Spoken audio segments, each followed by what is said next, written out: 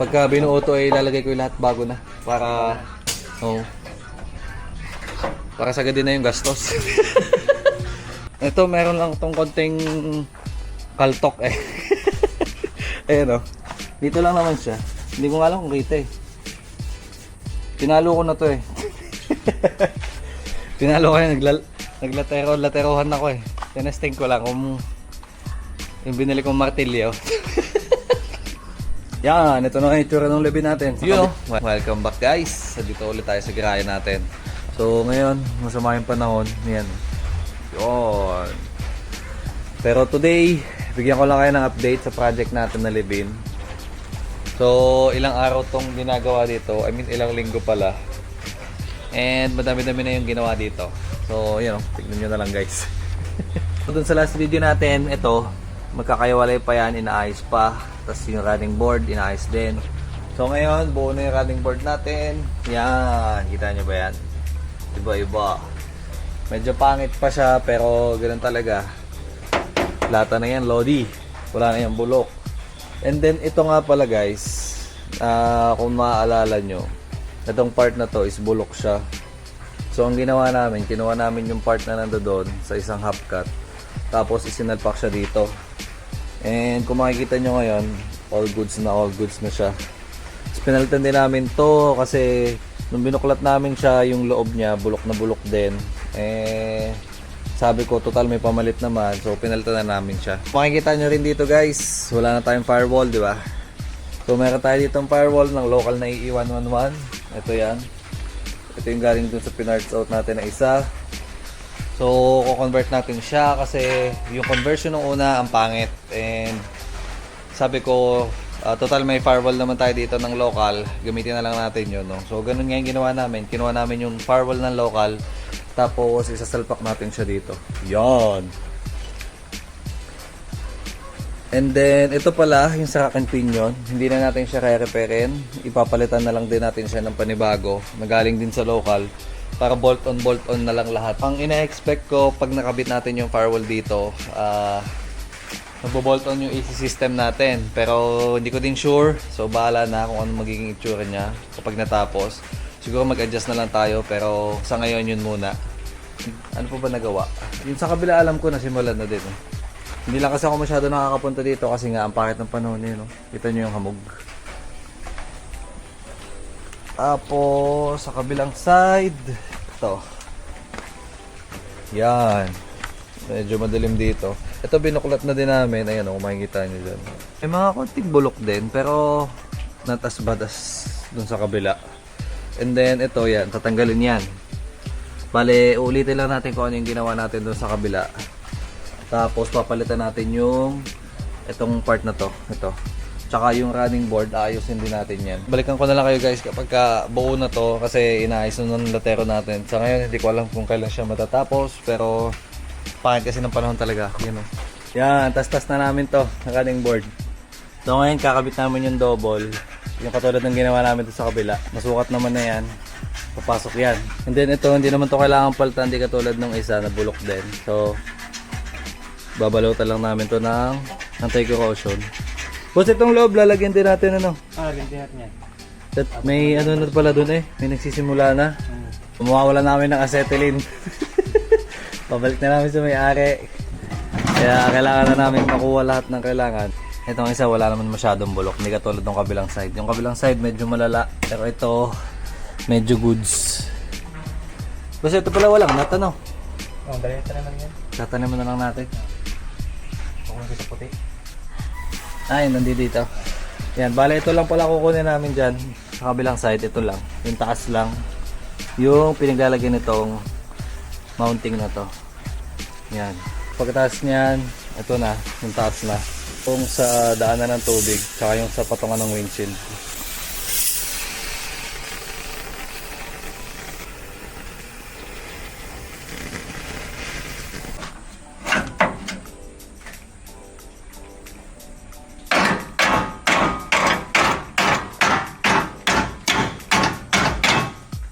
Test fit.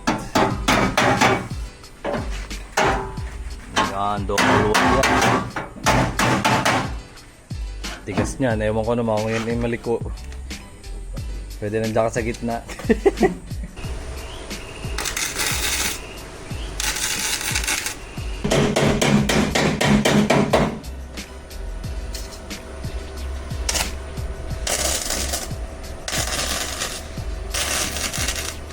Yan, bale nakabit na pala namin tong ano, double wall niya. Double wall ng running board. So okay na tayo dyan. Ngayon, tinatapos na lang yung hinang. So ito yung kaha natin, no? Ito nyo ba yan? Daming kalawang. Pero mostly surface rest lang. Tsaka ito may lubog.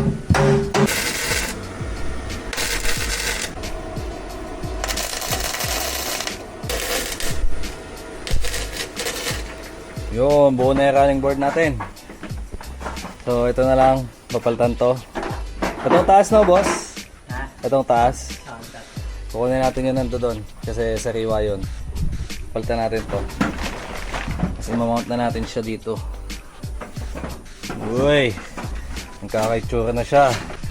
Mahirap pala kuhanin yung hulma nung sa ano, no boss? Yung sa ilalim. Yung mahirap. Yung papatay ang ano, linya. Pero nakuha natin yung sa kabila. Hindi nga lang perfect. Pero sa masilya na yan. Bahala na ang masilya dyan. Wala tayong magagawa. Bugbog eh. Pasampa muna natin tong harness. Babasa. Bili pa tayong mga piyesa nito. Ano pa ba kailangan? Basta ano pa mga kailangan natin? Sa ngayon wala pa naman ulit, no? Wala pa naman ngayon. Saan tayo dyan? Mag-kilay na rin. Yung bumper sa likod na nakuha ko, okay? Okay naman. Yung sa harap lang talaga yung ano. Plan yung Ito nga pala guys yung mga kinuha namin piyesa. Mga bumper. Tapos yung pinto. Babalik natin yung isa. Tapos yan, yung tangke. So ito pa yung iba nating binili. So meron tayo dito. Yan o, glove box. Tapos yung plastics ng 60-40 seat sa likod. Tapos ito, center panel. Handbrake console, C-pillar, A-pillar, kick panel. Tapos step seals. Naka-ready na din yung mags natin dyan guys. Ano ba yan? Tagal lang yun dyan. Tapos bumili din pala tayo ng backboard. Yan. Nilagay namin siya dun sa taas kasi flat dyan tsaka hindi mababasa. So actually meron naman ako center panel which is eto. Pero kasi ang pangit na niya. Kaya sabi ko palitan na lang. Tapos yan o, tinanggal na natin dito yung isa. Mayroon pa din pala dito guys, ceiling. Tsaka carpet, bumili din tayo. So almost complete naman na yung interior natin. Konti na lang yung kailangan nating parts. And hopefully makakompleto natin siya lahat. Kasi may mga kulang na parts pa eh, no? Tapos, yun. Hintayin na lang natin dito matapos yung bodyworks natin. Tapos isa-isa natin yung isasampa. Hopefully within the next few months or next 2 months, makabit na natin lahat ng kailangan natin. Tapos ito pala, bumili din tayong clearance light. Pero may issue to eh. Konti slight lang naman ito. Wala yung tenga niya.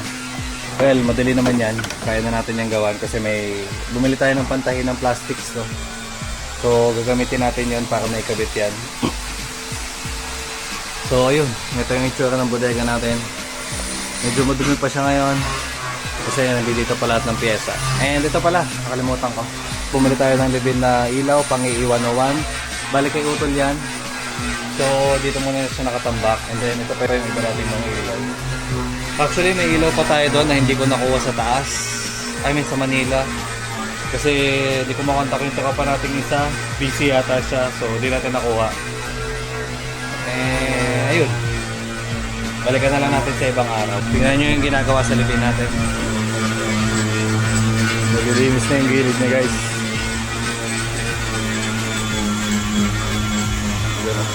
Kasi lalatagan na yun ang primer. Bangas-bangas ah. Ayun o. Kita nyo ba yung masilya? Ang kapal. kapal. Pero at least kahit makapal yung masilya nito, unat naman na no. Dito lang ang kapal. Ito, makikita nyo guys, lubog. Pares mo sa kabila, ganun yan. Normal yata yun kapag race car. Kailangan makapal yung masilya kasi pag tinamaan ng... Pag tinamaan sa karera, hindi masyado lulubog yung ka. Yan ang ating firewall. Pagkatapos ito running board, yung firewall na. And yun na yung isa sa pinakamagandang trabahong gawin. Kasi i-retrofit natin dito yung daanan ng tubig. So ayun, balikan ko na lang kayo ulit guys kapag nasa ano na tayo. Sa firewall na part na firewall swap na. Kasi doon na yung masayang part kasi bubuhay na natin siya. Pero itong kabila, kita nyo ba yan? Ganda ng pagkakabuli guys. Yun o. Alon-alon siya pero at least diba buhay itong linya na to. Yan yung itsura ng libin natin ngayon. Yun o. Nakasampa na yung running board natin sa kabila. And ito guys, na nyo yun. Ang ganda ng unat. Uy! Ha? Masisimula na ang firewall. Yun o. Ito, didikit na lang to. Kasi inuna mo nang bulihin to. So yan o, kita nyo naman guys. Maganda pagkakatirada. Buhay pa din yung linya niya kahit napalo na siya and nabuli. So yun nga pala yung Euro 1 natin. Yun, nandoon na siya. So hanggang ngayon masama pa din yung panahon. 2 weeks na yata ganito dito sa atin, Batangas. Hindi ko alam kung ganoon din sa inyo guys, pero ganoon dito sa amin. So malapit na ito maisab pa. Konti na lang no, tapos na yung bodyworks natin sa harap. Siguro ito na yung pinakalas, saka yung bubong. Pero kasi ito, kaya pinauna natin yung firewall para maisampan na natin lahat ng laman ng engine bay. Yun na, nakaduksong na. Bale ito guys, nakuha namin siya galing doon. Yan, natanggal na namin. And ngayon, sasalpak na natin siya. Uy, nabubuo na. Nabubuo na. Naging levy na. Ha? Naging levy na. Kaso, kinatay natin yung makina nating isa doon. Wala tayong makina dito. Putay na. Nawala lang ako ng makina. UST kasi sasampa natin dito sa Euro. So itong Levin, wala tayong makina. Hanip na yan. So, baka maghanap tayo ng ano na guys, 3S or black top. Kuha tayo dun sa tropa natin. Dun sa in-upload ko ng huli. Babalik tayo dun sa bodega niya. Baka kumuha tayo ng Euro. Ay, ng makina. Baka 3S or 4A GE ulit. Kasi pag 4A, since yung kaan natin ay dating naka 4A din, bolt on na lang siya. Kaso yun nga, kapag 3S, kailangan natin ng mods. So hindi ko alam kung paano yung modifications pag ganun, pero tatanong-tanong tayo sa mga tropa. Yan ang itsura ng lift natin ngayon. Nabubuo na siya. Gumanda-ganda na yung panahon sa wakas. Ngayon lang ulit nakatrabaho. Next na to, firewall. Tapos kakabit natin isa-isa yung mga pyesa. Bili din pala tayo ng mga engine support. Wala na pala tong engine support. Nawala yung isa sa likod. Ah, yun. Lilipat ko yan dun sa isang kotse, sa puti. Pagka binuo to ay lalagay ko yung lahat bago na. Para, para sagad din na yung gastos. Mamumura na tayo. Mamumura na ako ng asawa ko eh. So balikan ko na lang ulit kayo kapag binubuo na tong harapan kasi pasulpot-sulpot lang kami. Hindi kami nakakagawa ng dire-diretso dahil nga maulan. Ayan o. Ito niyan. Kani-kanina lang maliwanag. Ngayon madilim na ulit. Ayop na yan. May mga iba pa tayong bibilihin para dyan. Yun nga, bibili tayong isang set ng engine support. Tapos bibili din tayo ng coilovers. Or siguro lowering na lang muna natin siya. Pero, ayun, siguro coilovers. And then, yung preno natin, ito, nandun sa isang libin. Libin ni Utol. Pero, this week yata, makukuha yon. So, all goods tayo doon. Yan, ito na yung itsura ng libin natin sa kabilang side. So, nakabit na yan, running board, okay na. Tapos, napahiran na din anti-corrosion. Tapos, nga pala guys, kapag ka magpapagawa kayo ng ganito, siguraduhin nyo meron kayo ng pan-top ng thread, no? Kasi maselan to para hindi kayo mapuputulan ng bolt sa loob. Ito na yung itsura ng levy natin. Buo na siya ngayon, sisimulan na yung Ano boss, firewall muna ano? Para mo. Tapos saka yung taas. So hindi ko alam, baka kunin na din namin yung taas nun nung sa local para lahat LHD na, di ba? Tapos tignan na lang namin kung paano yung adjustment na gagawin kasi matrabaho, masyadong matrabaho. Pero at least di ba yung running board natin yun, oh, buo na siya. Yun. Tapos ito ding poste, ito basa pa to, kakapahit lang eh. Yun. Bukas pwede na ikabit pinto niya, no boss? Kaya na pareho po. Di kailangan mo na yung hood bukas. Hindi pa. Ay, hindi pa pala hindi pa pala, wala pa pala pagkakabitan. Yung fender lang ano, di ano muna. Pero yung fender ko, kaya pa yon, yung fender na dalawa. Kasi hindi ko pa nakukuha yung dalawang fender. Yun o, yung fender natin guys. Ito lang naman yung tama niyan. Tapos yung isa, nasaan yung isang fender? Nasa kabila. Ito, meron lang itong konting kaltok eh. Ayan o. Dito lang naman siya. Hindi ko nga alam kung kita eh. Pinalo ko na to eh. Pinalo ko na, naglaterohan ako eh. Tinesting ko lang kung yung binili kong martilyo. Hindi na unat. So, papagawa na lang natin yan sa maalam. Para hindi sayang. So, bigyan ko ulit kayo ng update kapag nakabit na yung firewall natin. Yan. Pero sabi, ngayon yata yung may kabit. Or may patong. So, tignan na lang natin. Balikan ko kayo kapag nakakabit na. Test fit. Ito na yung left hand natin na firewall. Sana maganda yung kalabasan niya, no? Pero siguro naman gaganda yan. Ang halaga may firewall. Yung sukat-sukat lang namin. Tapos papaluin pa yan. Yan, lumapat.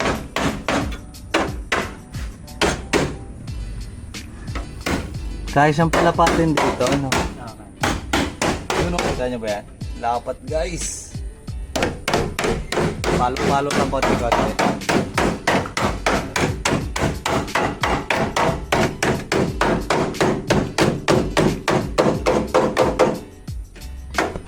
So kailangan lahat ng side natin lumapat bago sa hinahan.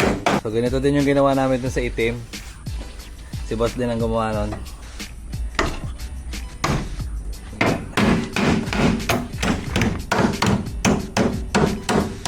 Lalap natin lang yan ng maayos. Masyado mataas. Ito yung habulin natin. Kailangan dumikit yan. Medyo dikit naman ah. Tapos ito, side na to. Yan. Medyo maganda-ganda na yung panahon, oh.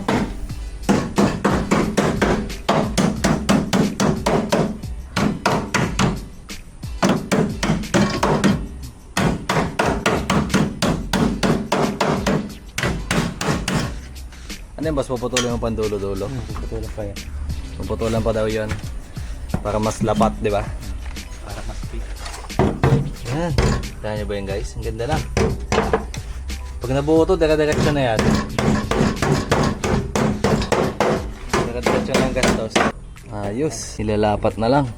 So yun, kailangan mo na natin tanggalin yung rack and pinion clamp. Tapos kukunin natin yung dito sa kabila. Kasi itong kabila, okay pa. Ayan. So kukunin natin yan. Tapos yun yung ipapalit natin doon. Oo. Matatapos yata ngayon ng firewall na boss. Pero hindi naka-mount. Ha? Ispat pala. Spot pa lang. Pero hindi pa matatapos ng buo. Pero diba at least nakasampa na. Konti-konti pa. Para mababago na naman yung plano natin na. Itong 20 valves yata dito. Mag-aabot yata. Mag-aabot yata yung dalawang kotse.